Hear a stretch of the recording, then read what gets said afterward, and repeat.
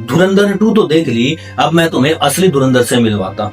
उनकी कहानी का अंत इतना खौफनाक था कि सुनकर दिल दहल जाएगा, पर जिंदगी ऐसी कि उन्हें ब्लैक टाइगर नाम मिला।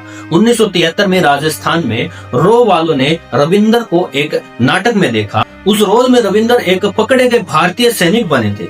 उनकी कला देखकर रो ने उन्हें काम पर रखा। फिर शुरू हुई 2 साल की कड़ी ट्रेनिंग, जिसमें रविंदर को अपनी पुरानी पहचान मिटाकर पक्का मुस्लिम बनना था। जरा सी चूक और पकड़े जाने पर सजा मौत से भी भयानक होगी। रविंदर ने उर्दू भाषा सीखी, पाकिस्तान की बोली समझी और अपनी सर्जरी भी करवाई।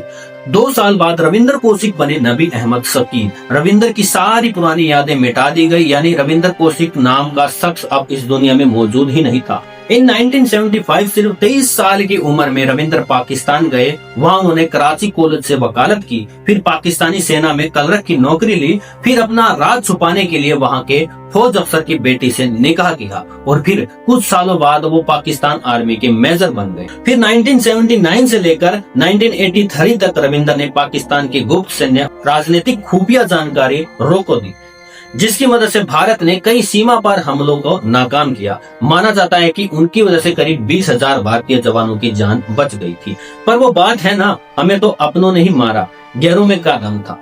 सितंबर 1983 में रो एक नए जासूस इनायत को पाकिस्तान भेजती है। रविंदर को खबर देने पर आईएसआई ने इनायत को दबोच लिया और उसे प्रताड़ित किया, जिसकी वजह से इनायत ने रविंदर का राज खोल दिया। फिर आईएसआई ने रविंदर को पकड़ा और फिर शुरू हुआ 2 साल का भीषण टॉर्चर।